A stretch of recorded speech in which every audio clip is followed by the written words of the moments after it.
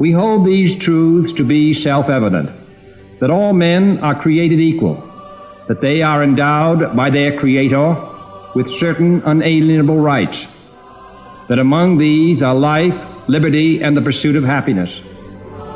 And now New Galaxy Broadcasting presents Inalienable and Free, Voice of the Coalition, a program addressing the grave challenges to human and citizen rights in America and the rest of the world.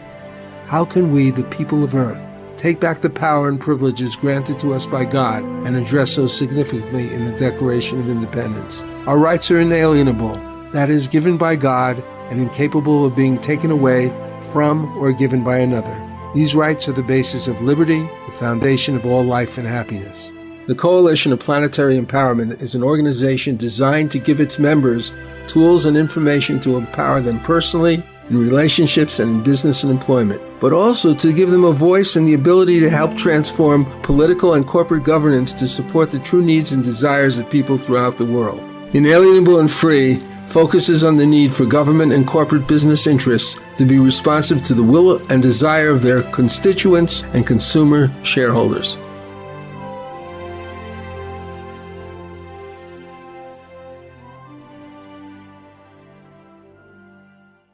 Welcome to Inalienable and Free. The topic of this program is Imagineering the Southern Border, America Held Hostage by Presidential Mythmaking.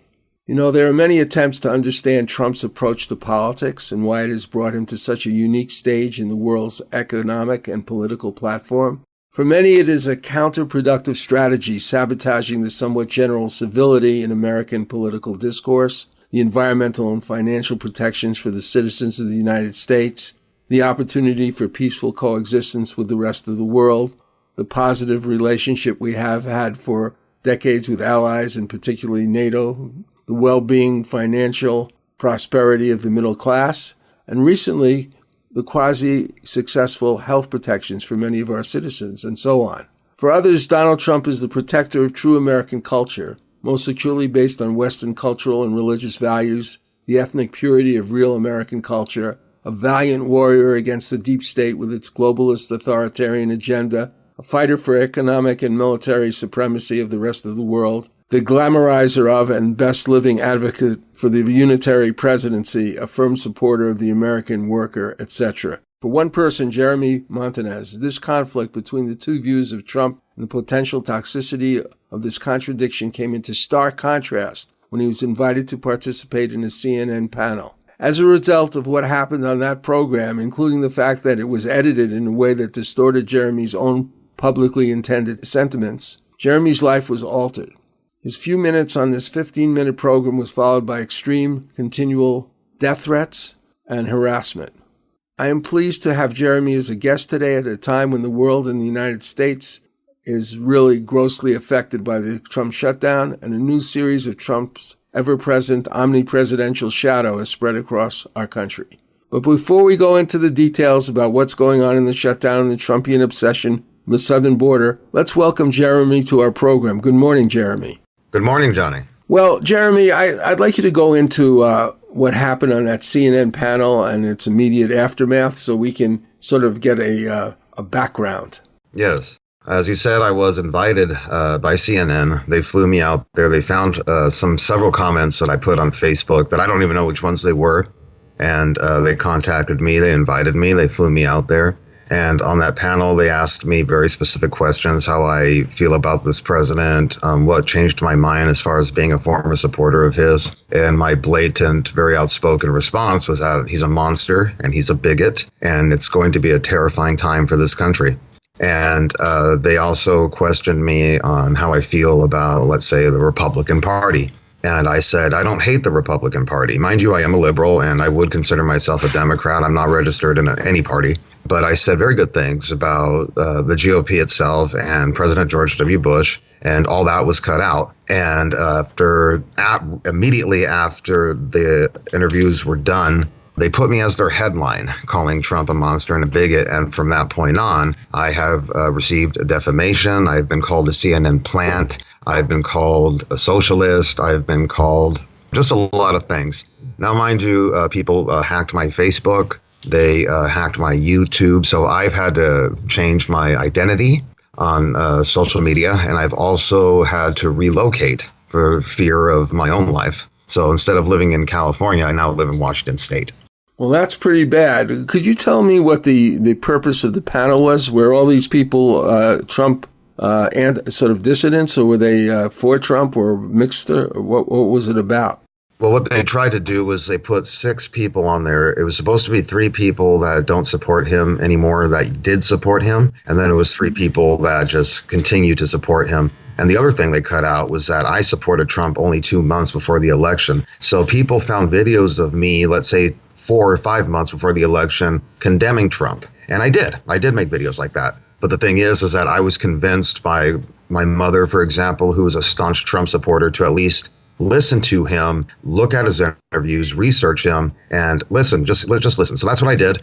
And the problem with me was that I was not going to support Hillary Clinton. She's a criminal. She's the most established candidate we've ever had.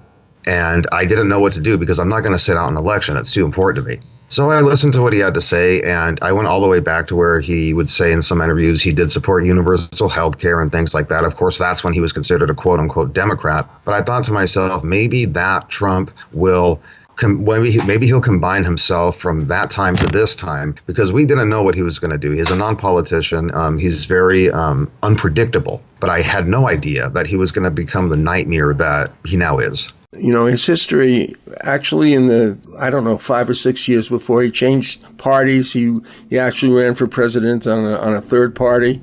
Right, yes. So he did a lot of different things. And yeah, he had a sort of perhaps a firmer relationship with what you call liberal ideas. And then, but he was friends with the Clintons. He was friends with, Bill Clinton, Hillary Clinton. You saw them going to parties together and stuff like that. So it's just like, what the hell happened? Well, another thing is, that he had a fairly close relationship with Nixon. And Nixon actually wrote him a letter talking about his possibilities for becoming president. Mm. So, he was someone who said, well, I support both parties. He would support both parties financially. Yes. So kind of like me. Yeah. Yeah, he was somebody who was he wasn't tied to one party, but there was a sentiment that he was liberal, but he practiced all kinds of racism, I believe, in his history. I saw a lot of that, and certainly you can see he goes all over the board with people, their races, their ethnicity, their religious beliefs, in trying to create an attraction for his base. Yes, which is basically, I would say, a lot of them have been white male blue collar voters without a college education. Yes, and yes, and also you see him doing sort of saying things or not saying things to not turn off the white supremacists that whose interests he's ignited. Exactly. Well, he's opened the door to, most of his supporters, but deep down, they were always racist. But what he did was that he opened the door for it to be okay. He opened the door for racism to be something that is now a thing, which, things that were taboo 3 or 4 years ago are now okay. Well, I call it, this is not exactly psychological language, precisely psychological language, but I call it transference. When you transfer your authority over to somebody else, so that so someone can say, well, if I walked down, Fifth Avenue and shot somebody, everything would be cool because they wouldn't care. And there's a certain sense that they are immune to his, whatever he does because they're so transferred to him. They feel it. They feel he's so much of an authoritarian figure that even if they can't find the justification, they'll think he has a secret plan. Yes. He's dealing now with some very big issues. I mean, this shutdown is extremely toxic, wouldn't you say? Oh, yes, absolutely. How do you view some of the consequences of the shutdown? Well, I mean, people are going to be out of work. We have 800,000 employees, maybe even more, that are not being fed. Their families aren't being fed. They're not getting the pay that they need to get. I feel that it's going to have long-term consequences. We're going to start having problems with, government programs as far as Medi-Cal offices, food stamp offices, and it's sad. What makes me sad is that, he's doing this all in favor and of a racist, bigoted wall. His dislike and hatred for the Latin American people is astounding. And my part being half Mexican, half white, I have a lot of strong Mexican culture. So this is a personal thing for me. And I just think that it's awful that he has such a black heart that he can't even acknowledge the fact that he's destroying our own citizens' lives by doing this shutdown. But he doesn't care. He doesn't care about anybody or anything except himself. And as long as he's president, we're going to suffer at the mercy of this man. Well, another aspect of it that two things that I found very disturbing is that they've reduced the number of air traffic controllers. Yes. And also, really dangerous, reduce the number of food inspectors. Yes. Yeah. Oh, yeah. I read that 2 days ago. Yeah. I also noticed another thing that he did that really is annoying. I mean, he is. These people were supposed to get a raise in the federal employees, and during this time that he was creating this emergency, he called that off. He called off that wage increase. So that was really, that's really interesting timing. But I've seen things like it before. Another thing that he did recently is he's threatened to, I was involved in BBS radio. That's where I was broadcasting live from at the time. They were in Paradise, California. They were totally destroyed. Their houses and the studio was destroyed. And they have managed to move and rebuild it. But the point is, at that time, he was saying, well, the wildfires are the result of the state of California not taking care of things. First of all, they're not really necessarily wildfires because of just the way they were ignited and where they traveled. They were more like urban fires of a sort. And secondly, these people were really destroyed. And, it was like most of the so-called, forest areas were controlled by the federal government. And people came out, including the head of, the Association of Firefighters in California, and said, hey, you're wrong. You completely got this wrong. And he didn't get it. He's repeated that. He's saying, there's mismanagement. And you have lots of people hurt, and he's willing to take away their benefits as well as the benefits from Puerto Rico and other disaster areas, which if he goes into this national emergency. But actually, the Puerto Rico thing is because he's such a bigot. Like when they had that hurricane, his treatment towards that island was through pure bigotry. If it had happened to any other state, he would have been more quick to help these people. And he's also threatening, yes, you're right, he's threatening to take away FEMA from California because he wants that money to fund his wall. So we have a real lot of problems. But right now, if you'll forgive me, Jeremy, we're going to take a short break and be right back. That's fine. Thank you.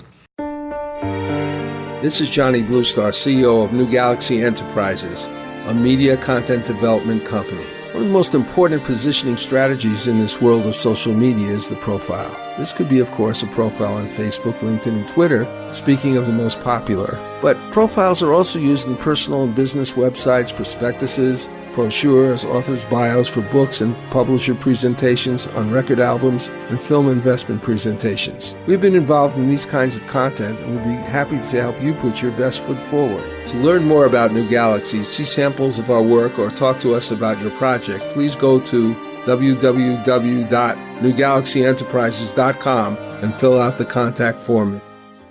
The Spy Files is another riveting component of Kenneth Eads' Brent Marks legal thriller series. When Michael Fine, a young journalist, asked Brent Marks to assist him in a Freedom of Information request, classified documents are accidentally released to him by the FBI. When they're not returned, there's big legal trouble afoot for him and for his attorney, who are facing criminal prosecution. The story, however, starts off with a murder. Here's an excerpt.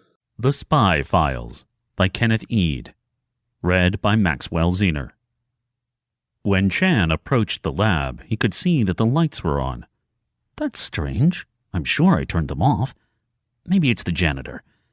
He unlocked the lab door and startled the man who was sitting at his station. Chan's monitor was illuminated. What are you doing there? The man rose from his seat and looked to his right and then to his left, deciding whether to run or stand his ground. Chan approached him. I'm calling security. You shouldn't be here. Just back off, Chinaman, and I won't have to hurt you. Chan put his right hand on his stun gun, searching for the nerve. With his left hand, he picked up the phone and started to punch in the number for security with his thumb. Put it down, Chinaman. Chan looked up to see the man pointing a gun right at him. He set down the phone slowly. You're going to shoot me? Just walk away and nobody gets hurt. Just walk away. You didn't see anything. Chan took 2 paces back. He bent to pick up his briefcase. Leave it. Just keep moving. Chan let go of the handle of the briefcase. The man approached him slowly. Chan took another 2 steps back, and the man took several steps forward. Chan put his hand on the door, and the man gently pushed him through it. Taking his chance, Chan rotated, slammed the taser against the man's body, and let it rip. The man dropped the gun and staggered back, bracing himself against a table. Chan came back into the lab and lunged for his briefcase. With a surge of energy and anger, the man tackled Chan, slamming him back against a lab table. Chan fell hard, hitting his head. Chan lay there still.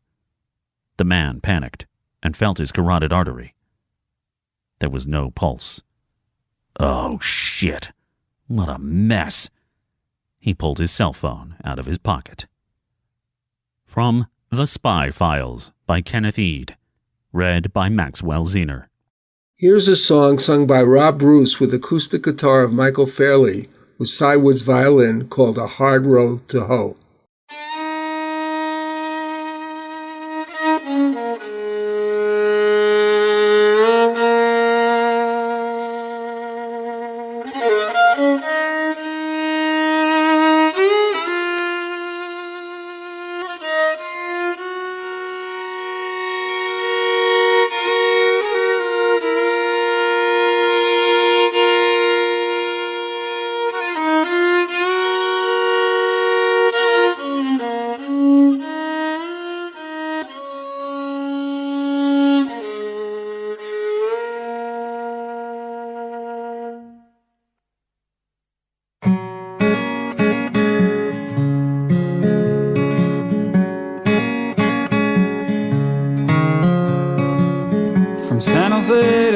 Rios.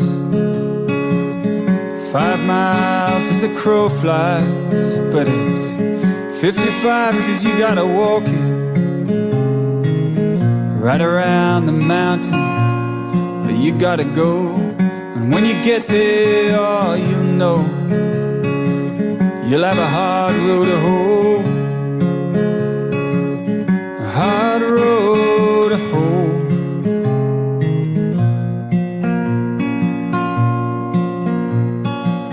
That country across the mountain there is hot and hard and cruel as hell, and the boss is made in its own image, and the work it suit the devil well. But the devil couldn't work you any harder, no. Our friend, you'll have a hard road to hoe, a hard road to hoe.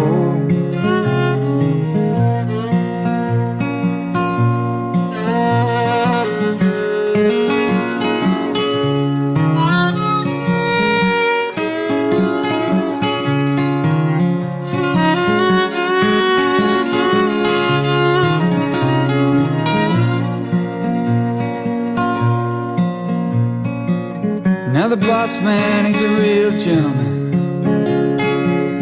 There's nothing gentle about him at all. He's mean as the land that bred him, and violent as a summer storm. And he's never worked like you've worked, no. Oh, you'll have a hard road to hoe, brothers, sisters, a hard road to hoe.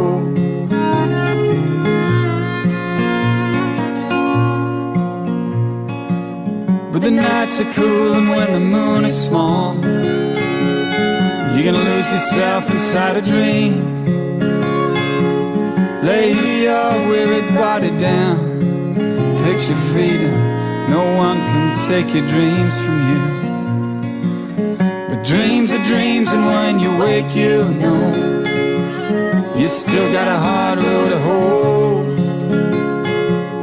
A hard road to hoe.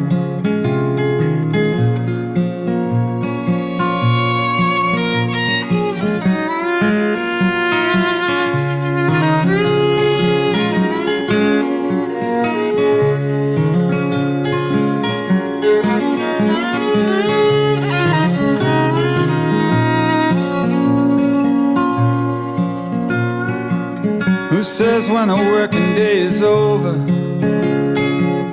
Who holds the key? Who calls quitting time? But tell me, who has the music, the soul, the rhythm and the rhyme? The nights when that moon is down, out comes the harp and the banjo.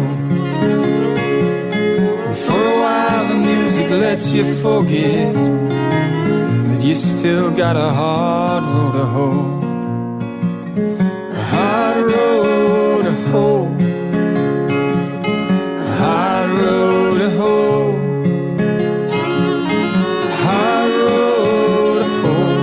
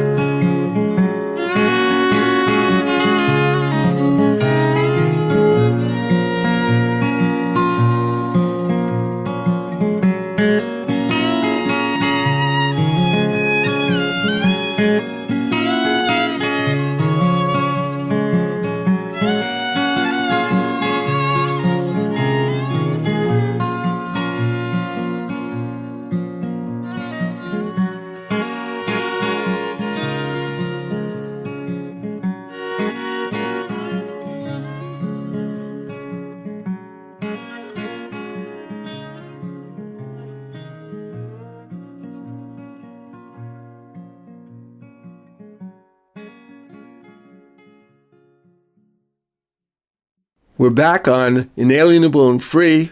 We're discussing the Imagineering on the southern border, America held hostage by presidential myth-making. We're with Jeremy Montanez, who has been speaking about his problems with a CNN panel and how that generated a lot of danger and destruction in his life. A few minutes of fame and a lot of minutes of harassment. But then we've gone into really discussing some of the details of the shutdown, which is all based on the southern border situation and the president's obsession with creating what we believe to be creating sort of a myth about what's going on there. Let's discuss that, Jeremy. Let's discuss what's really going on in the border and what Trump is saying. Let's do it. Go ahead.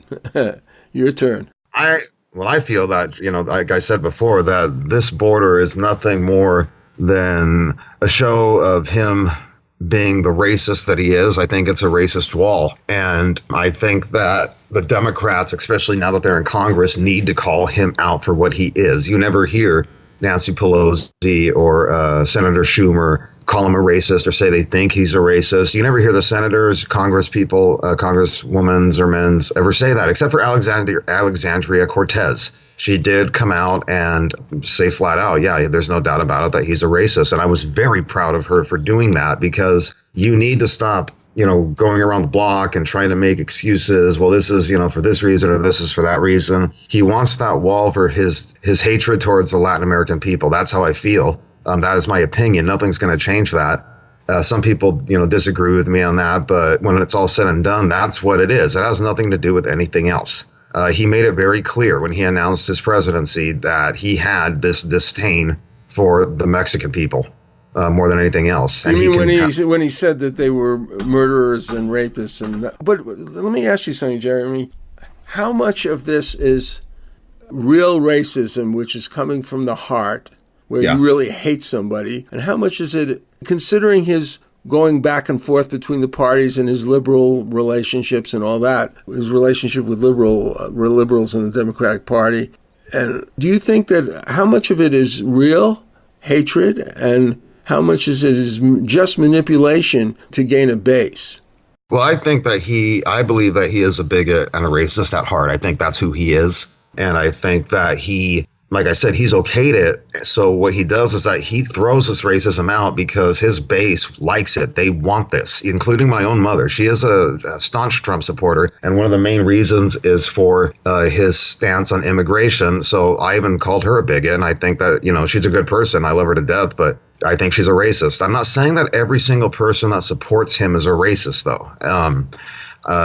When it involves the wall, though, and people are supporting that and the reasoning behind it, do I feel that they are racist? Yes, I do. I think that anybody that supports this wall, that supports him, has racial tendencies. Now, they can make excuses saying it's for our national security or whatever, but if you look back in time, the last 5 or 6 shootings we had at schools or malls or whatever, they were all, conservative Trump supporting white people. So I believe that our biggest threat in this country right now, if you want a national emergency, it's this president and his administration and his minions, his supporters. I feel that they're dangerous. Look what they did to me. Well, let me go to another side of it that really is puzzling. We're talking about him possibly in some ways just manipulating people. Look at his relationship with the evangelists. I think that's very interesting because he's not an evangelist. And no, he certainly doesn't believe in the entirety of the 10 Commandments. He's excluding women from that. I mean, you know what I mean? Okay, so let's go back to the situation with Jerusalem when they moved the embassy over there. When he opened the Jerusalem, he had an evangelical person to initiate some of it. And that person was someone who believed that, and it has been on the record, that Jews would go to hell. So it was very interesting to see how he's just so solidly with the evangelists, and yet it involves certain contradictions. Even the bringing this guy into the ceremony in Jerusalem, probably nobody really knew that, but it was actually publicized.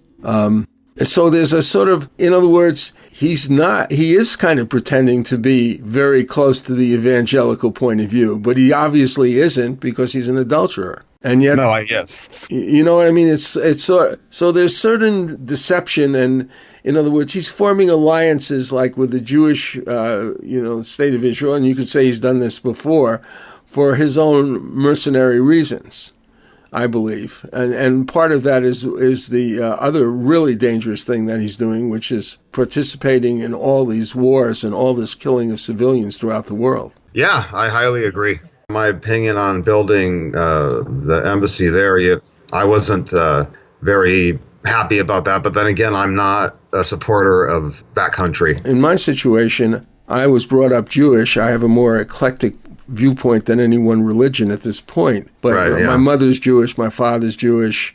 My relatives were killed in the war. 10 of them were supposedly killed in the Warsaw Ghetto, and many others died in concentration camps. Mm-hmm. And recently, within the last 3 or 4 years, I saw some stuff that was happening in Gaza. Abby Martin visited Gaza. You know who she is? I do.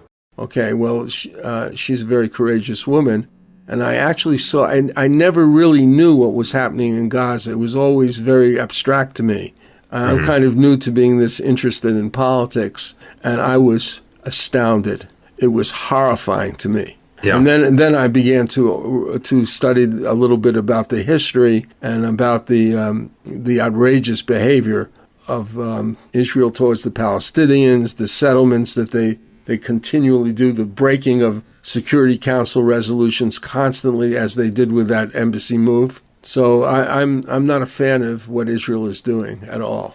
Yeah, and a lot of people who are Jewish feel the same way. Right. So it's really disgraceful, and that alliance is a disgrace. And of course, it's affecting Syria.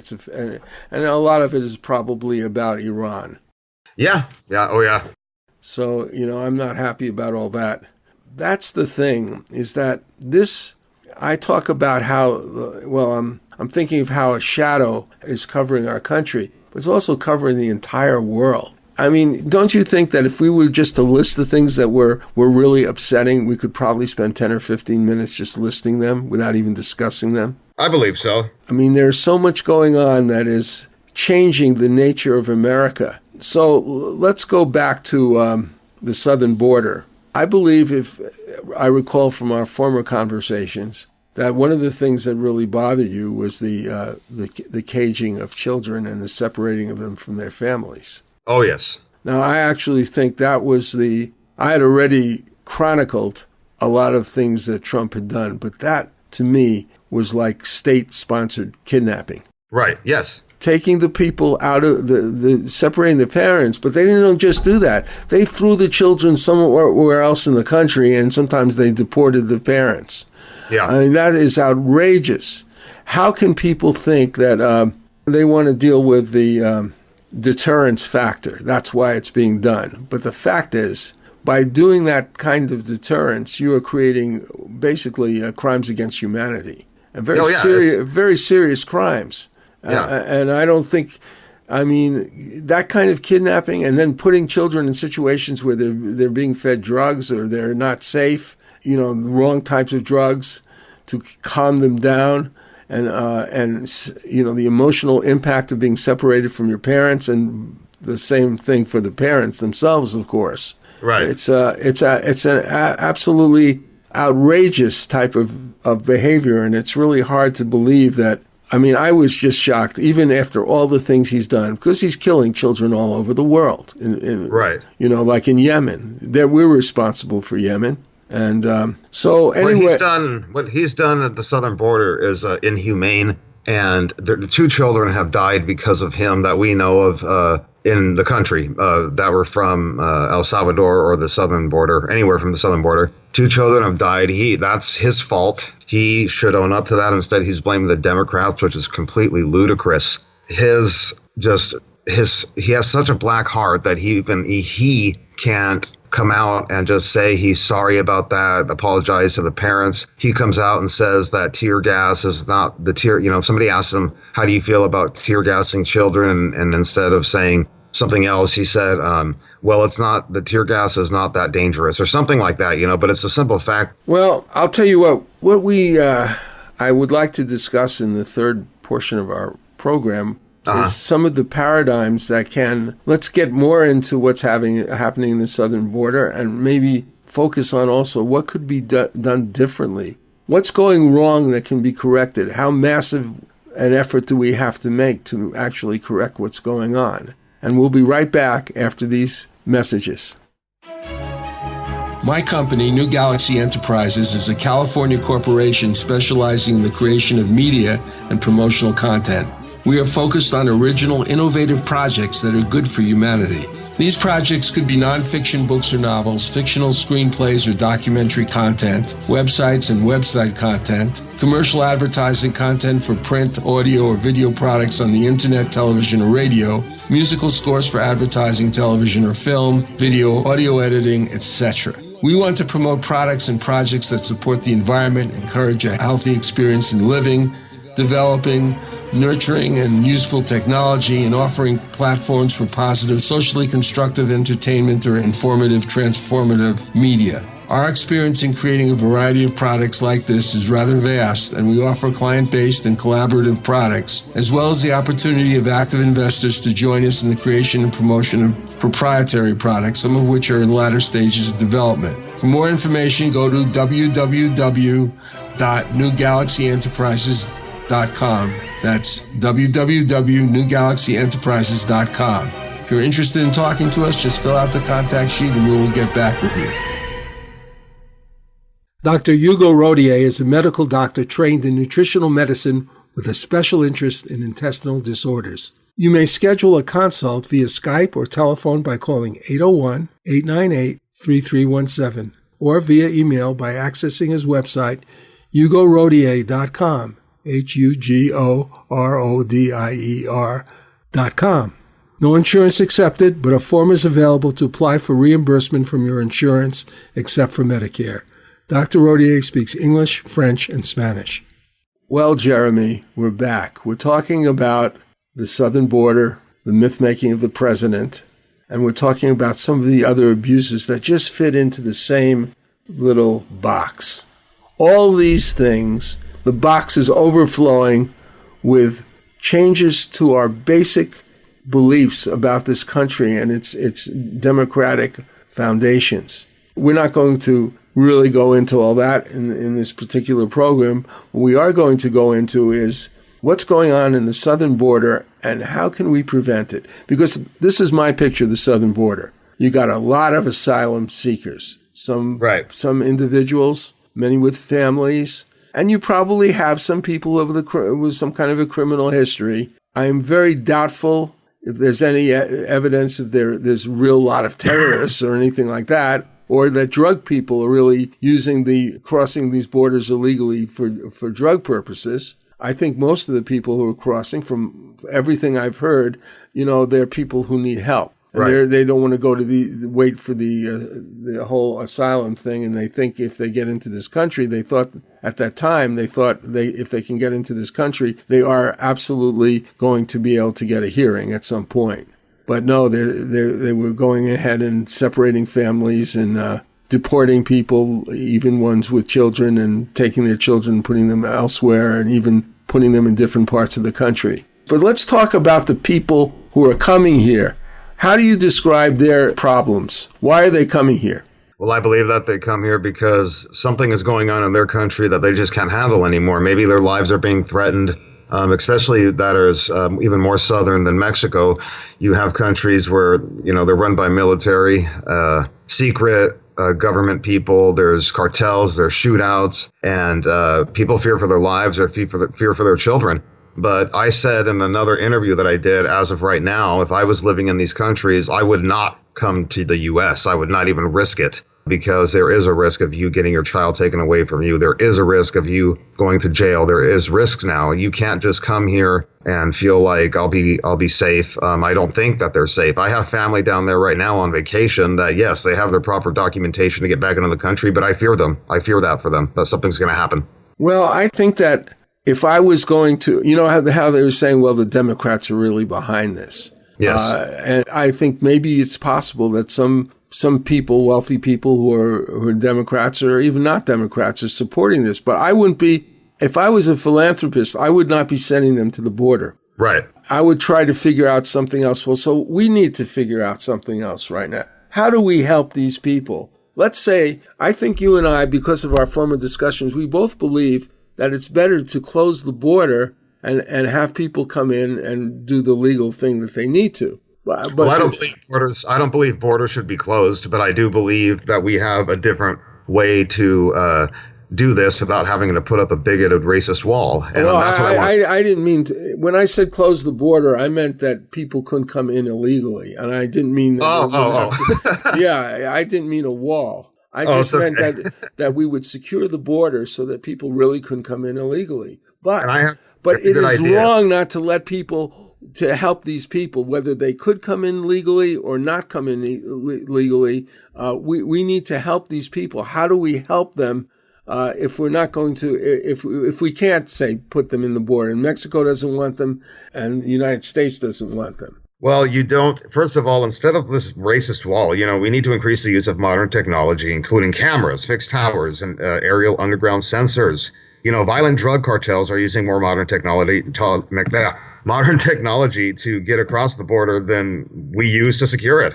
We can't double down on a 14th century solution to a 21st century challenge if we want a viable long-term solution. A physical barrier also doesn't address the illicit trafficking of people and narcotics. That's my view on it. Yeah, I think you have to have, what they should have done is they should have had a real summit for all of the people in Congress, and other people. They should have had a summit with a lot of experts, and both parties should come together and rationally discuss and figure out what it is, because both the Democrats and the Republicans want border security. Right. And even I do. People for some odd reason think that I'm for illegal immigration. And the thing of it is that I feel about that is that if people do get across the border, do not give them benefits, do not give them health care, do not give them education, none of that BS. If they're going to be here illegally, strip them of those benefits, because those are for us. Those are for the American people. And it angers me that we have certain states that care more about illegal immigrants than they do their own citizens. Yes, that bothers me. So I am not for illegal immigration. If they have to cross the border and they get through, all right, they get through, but do not give them benefits. Well, I don't quite see it that way.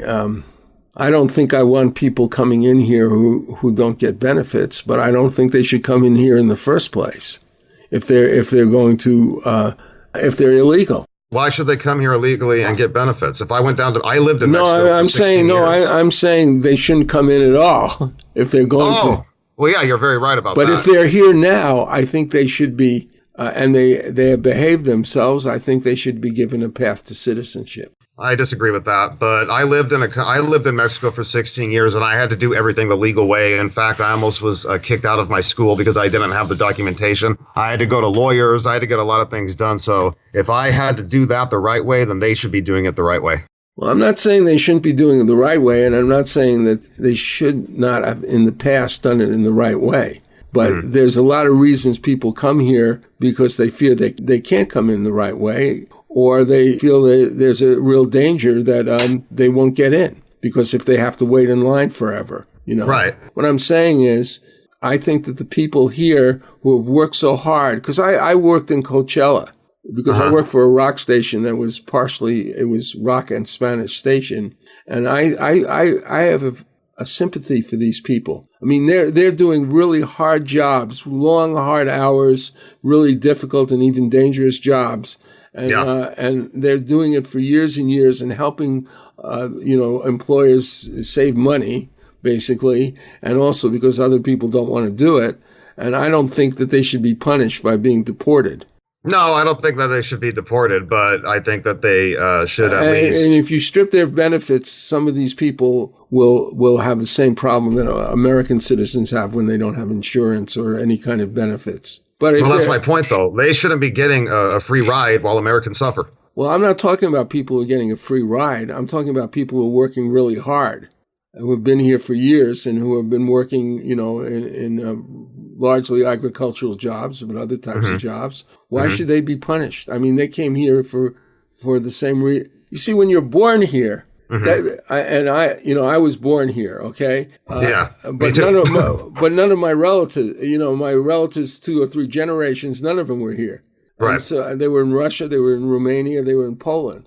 And so I don't feel that just because you're born here doesn't make you such a wonderful person, because here, and you have all these rights, but the fact is that most Americans don't pay any attention to serious attention to what's going on in government. They vote on party lines, or they vote just based on they don't do any research. You cannot be an informed citizen without doing a certain amount of research and really trying to figure out what's right and wrong. But or they don't vote at all. And so you get people in this country, and they're not really as well educated, but they're really hardworking people. Why aren't they as good as Americans?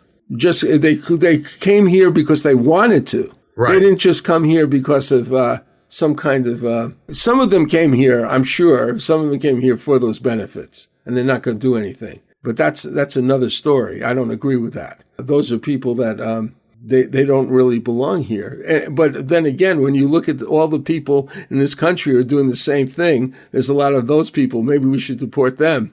See what I mean? Well, yeah, when it comes to, and I'm very, for example, my main issue is healthcare, and what I would love is that everybody has it. I think it's a right. And, I think when it comes to benefits, if we were to have something like that, where just everybody in the country was able to have health care or, free public college education or something like that, then I would be okay with it. But the fact that I see people going, struggling to get into college, yet an illegal immigrant can get in there for free with no problem. I see people struggling to get health care, yet an illegal immigrant can get it with no problem. Yes, that's obviously unfair. And that's not right. Well, it's not right, but that's a contextual thing that's not right. It's more, the whole system is completely corrupted for that to happen, which it is. I want to get on to, because we have only a few more minutes left. Okay. So, you see, my concept, which I've discussed in other programs, is to internationalize the borders. And what I mean by that, I'm not saying that you give up ownership, your country gives up ownership, but rather it opens them up to an agreement between countries in different parts of the world. Right. There are several sides to this. One thing is that I think they should do is they should set up intentional communities where people can learn basic skills self-sufficient promoting skills like carpentry and agriculture and things like that, like you might think of in a 1960s commune, which is really a very interesting thing. And they're these so-called intentional communities. They're sort of like that, whereas people participate in many different things in making their community work. Right. So some of them might do car repair part of the time, and part of the time they might do dishes or cook, or they might do some kind of agricultural work, or they might paint. But they do things more collectively, okay, what do we really need to do here? What do we need to do there? And they actually make money on a communal basis. But I'm not really exactly saying that. I'm just saying that people don't know, even in this country, how to do things. They don't know. They're sort of stuck in a very narrow career choice. Right. Yeah. And I'm included in that. Yeah, I understand that. So I think that people should have the opportunity to learn many things that would help them, and so that, if necessary, as these intentional communities grow and these people have certain skills and it's sort of organized properly, they could be moved to another country where they could actually set up their own little community. Mm-hmm. And in the meantime, people who, some manufacturer or agricultural company says, hey, we need some people, they could be given temporary visas to go in there and do their job and come back. But they have a place to come back to. And eventually they would either go to Mexico or the United States, or they would go to somewhere in Africa or Europe or even Asia. Yeah. That way, we can't send them back to their country under certain circumstances. It really is a risk to their lives. And how can you have a deterrent situation where somebody comes here over 1,000 miles with their children, you put them in shackles, and then you separate them from their children, and you think that, that'll be a deterrent. Why are you deterring them by destroying people's lives? They're entitled to their lives too. It's all pure inhumanity what was going on and what is going down at the southern border. Separating kids from their parents is not the answer. I mean, if he's trying to give them some kind of punishment, it's sad that he has such a black heart that he can't even for a minute have any kind of empathy for another person and think to himself, what would it be like if I had my children separated from me? He doesn't care. He just does not care about anything or anybody. He does not care about his base. And that's one thing that I try to get his base to understand, is that he does not care about you. He has developed a cult personality situation where people worship him like they worship Jim Jones. But he does not care about you people. I try to tell it to my mother. Well, he does not. Well, he's hypnotized them with his economics. They're really interested in their own personal and his security. Racism. Yeah, and his racism. Well, they already were mostly hypnotized, right? But yeah. I mean, what has attracted them to him is that he's going away from really both parties, and he's going to offer them prosperity, like cutting taxes by billions of dollars for the rich. That really helps them a lot, because it's going to, of course, trickle down to them. Well, things for the like rich, that. yeah. So what I'm saying, they think that it'll trickle down to them. They think that the tax cuts will bring them money. They think that his health plan is going to work for them. But I don't think any of those things are going to work. We may be having an uptick in employment in a certain way, but who's getting employed? And what kind of jobs are they actually getting?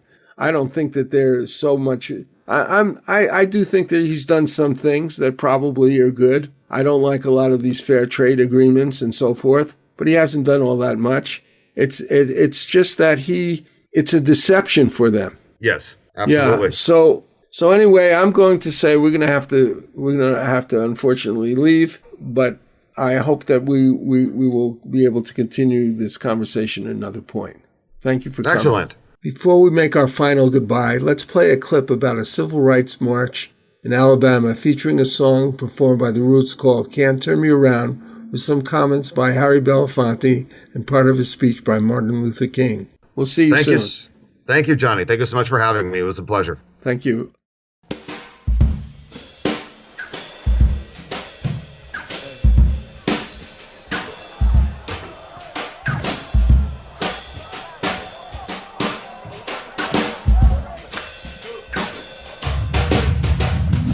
A lot of people spat on us.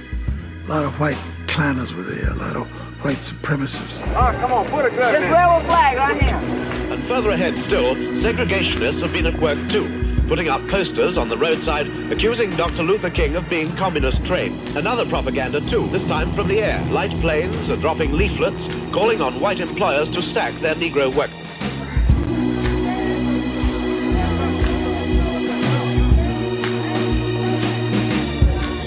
Ain't gonna let nobody turn me around, turn me around, turn me around. Ain't gonna let nobody turn me around. I just keep on walking, keep on talking, marching on the freedom land.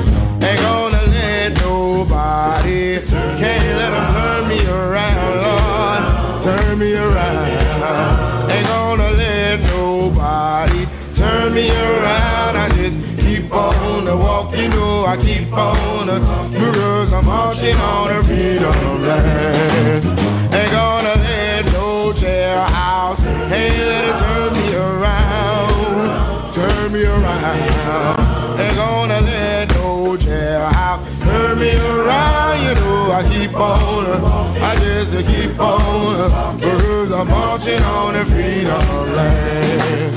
I can't let segregation turn me around, turn me around. Ain't gonna let segregation turn me around. I just keep on walking, keep on talking, marching on the freedom land. It was nothing but jubilation. When we were at the Capitol and Wallace is up in the window, peeping behind the blinds, and he didn't come out to see my bandage over my head that covered the 7 stitches. We had marched that 50 miles that they told us that we weren't gonna march. They had to surrender the steps of the Capitol. It's a very triumphant moment.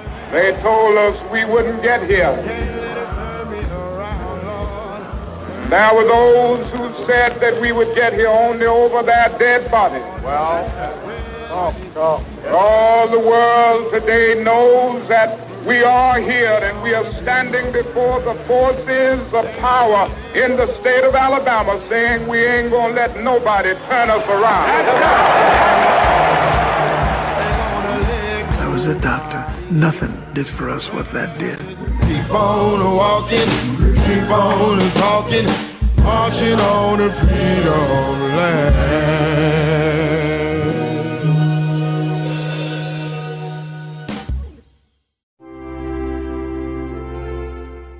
This is Johnny Bluestar, host of Inalienable and Free, the Voice of the Coalition, a program devoted to the development of the Coalition for Planetary Empowerment. The Coalition is a unique project designed to empower its members both individually and collectively. Besides individual empowerment, its broader focus is on the restoration, protection, and enhancement of citizen and human rights throughout the world through the aid of its members.